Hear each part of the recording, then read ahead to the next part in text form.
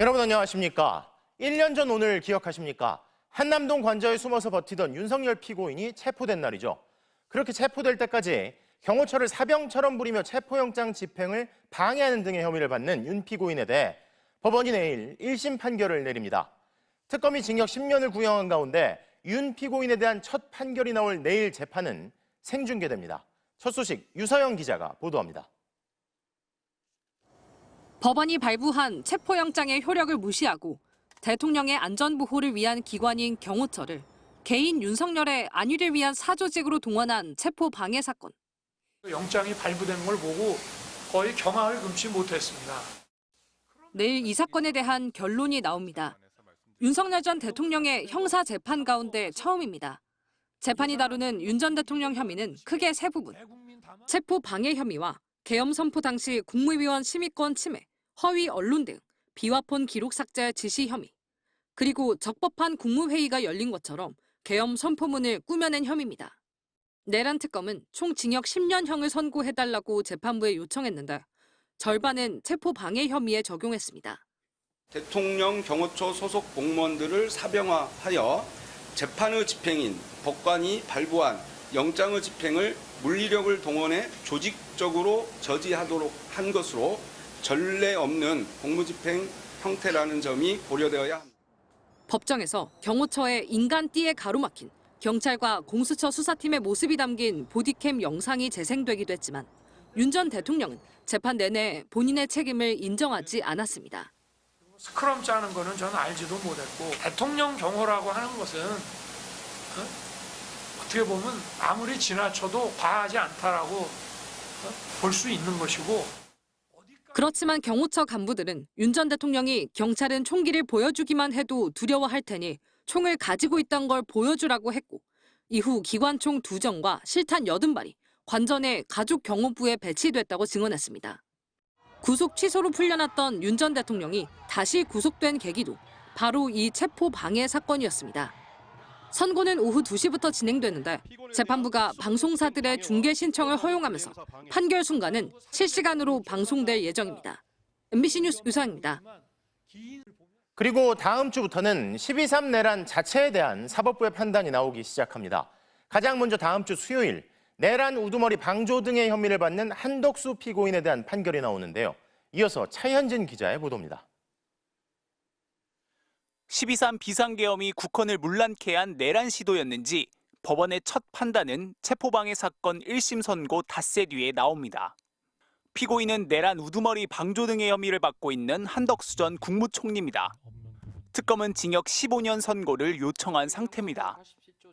내란 사태를 막을 수 있는 사실상 유일한 사람이었음에도 국민 전체의 봉사자로서의 의무는 저버리고 계엄 선포 전후의 일련의 행위를 통해 내란 범행에 가담하고 그날 밤의 혼란한 기억을 복귀하면 복귀할수록 제가 부족한 사람이었다는 절망감이 사무칠 따름입니다. 그로부터 3주 뒤인 다음 달 12일엔 내란에 가담한 혐의가 있는 또 다른 국무위원인 이상민 전 행정안전부 장관 판결도 이어집니다. 특검은 지난 12일 징역 15년을 구형했습니다. 국민의 생명, 신체, 안전을 책임지는 행정안전부 장관인 자로서 대통령의 친위 쿠데타에 가담하여 경찰이 동원되어 국회를 봉쇄할 것을 알았고 살아오면서 정치에 참여하거나 정치에 관심을 가져본 일조차 없습니다. 제가 도대체 무슨 이유로 무엇을 얻겠다고 내란에 가담하였다는 것인지 알 수가 없습니다. 가장 핵심인 내란 우두머리 혐의 피고인 윤석열 전 대통령의 1심 선고일은 2월 19일입니다. 특검의 사형 구형에 대해 지기현 재판부가 어떤 판단을 내놓을지 주목되는 가운데 김용현 전 국방부 장관, 노상원 전 정보사령관 등도 이날 판결을 받습니다. 결론에 대해서 재판부는 오직 헌법과 법률 그리고 증거에 따라서 판단하도록 하겠습니다. 도이치모터스 주가 조작 혐의와 통일교 게이트 등으로 김건희 국정농단 특검이 기소한 김건희 씨의 1심 선고는 오는 28일로 예정돼 있습니다. 재판부는 이날 권성동 국민의힘 의원, 윤영호 전 통일교 세계본부장에 대한 판결도 함께 내립니다. MBC 뉴스 차현진입니다. 내일 첫 판결을 앞두고 있고 내란 우두머리 혐의로 사형이 구형된 윤석열 피고인에 대해 곳곳에서 법정 최고형을 선고해달라는 촉구가 이어지고 있습니다. 최고 수준의 엄정한 처벌이 있어야 헌법 질서의 회복은 물론 재발 방지도 가능하다는 건데요. 문다영 기자의 보도입니다. 사형이 구형되는 순간 어이가 없다는 듯한 헛웃음을 보인 윤석열 전 대통령. 공소 내용은 망상이라며 국민을 또 우롱했습니다. 이렇게 순진하게 생각을 했던 것이죠. 그러니까 이런 바보가 어떻게 친위 쿠데타를 합니까? 친위 쿠데타 할 정도 되면은 눈치가 빨라야죠. 당장 내란 우두머리의 엄벌을 촉구하는 시민 목소리가 곳곳에서 터져나왔습니다. 피고인 내란 우두머리 윤석열에게 중형을 선고한다. 선고한다. 참여연대와 민변은 오늘 기자회견에서 대한민국 민주주의 회복을 위해 윤석열에게 법정 최고형을 선고해야 한다고 주장했습니다. 대한민국의 민주화 역사를 정면으로 부정하고 그 바탕에서 세워진 민주공화국의 헌법 질서를 전면적으로 파괴하는 행위를 저지른 중대한 범죄자입니다. 이번 재판에 대해선 대한민국 헌법 정신을 재확인하는 과정이자 민주주의를 지켜낸 시민 헌신에 대한 응답이라는 의미를 부여하면서 직위원 재판장에 대한 경고도 분명히 했습니다. 직위원 재판부는 이번 재판이 대한민국의 헌정 질서와 민주주의의 근간을 세우는 역사적 재판임을 명심하기를 바랍니다. 특히 자유민주적 기본질서가 확립된 이후 내란 행위에 대한 최초의 사법적 평가라는 역사적 의미도 강조했습니다.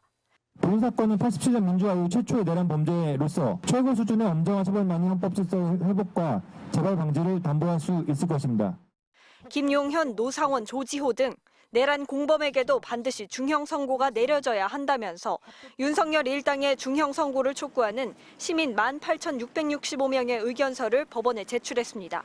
전국 민중행동도 광화문 광장에서 기자회견을 열고 사형 구형은 시작일 뿐 사법부의 정의로운 판결로 완성돼야 한다며 법정 최고형 선고를 촉구했습니다. MBC 뉴스 문다영입니다.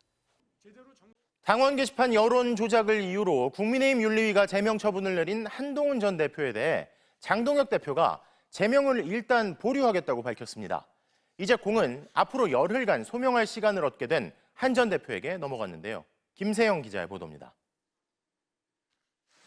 최고위원회에서 한동훈 전 대표를 제명할 것으로 예상됐던 국민의힘 장동혁 대표가 돌연 제명 보류를 선언했습니다. 제대로 된 소명 기회를 부여받아서 이 절차가 마무리될 수 있도록 재심의 기간까지는 윤리 결정에 대해서 최고위의 결정을 하지 않겠습니다. 한동훈 전 대표가 재심을 청구할 수 있는 기한인 오는 24일까지 당 최고위원회에서 제명안을 의결하지 않겠다는 겁니다. 대신 소명 기회를 주겠다는 건데 회의 직전 개혁 모임 의원들이 장 대표를 설득한 게 주요했던 걸로 보입니다. 수위를 조금이라도 낮추어서 통합할 수 있는 리더십으로 최고위가 결정이 될 수 있는 고민과 조치를 해달라. 윤리위 결정을 논의하기 위한 의원총회에서도 덧셈의 정치가 필요하다, 제명을 철회해야 한다, 제명과 단죄로 몰아가는 건 정치가 아니다 등의 의견이 나왔습니다. 지방선거를 앞두고 당이 분열되는 걸 우려하는 목소리가 커지자 한 발 물러선 겁니다. 이제 공은 한동훈 전 대표에게 넘어갔습니다. 열흘 안에 당원 게시판 논란에 대해 소명하고 유감 표명 등을 해야 하지만 현재로서는 그럴 가능성이 크지 않다는 분석입니다.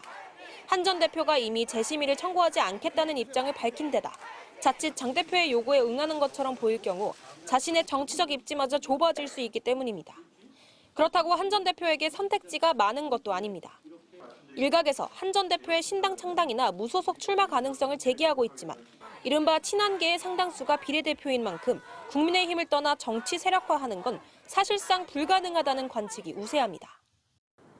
장동혁과 한동훈, 극적인 화해가 이뤄지지 않는 한 열흘 뒤 제명과 가처분 신청 등 계파 갈등이 더 극심해질 전망입니다. 지방선거를 앞둔 상황에서 양측 모두 패자가 될 수 있다는 우려가 당 안팎에서 나오고 있습니다. MBC 뉴스 김세영입니다.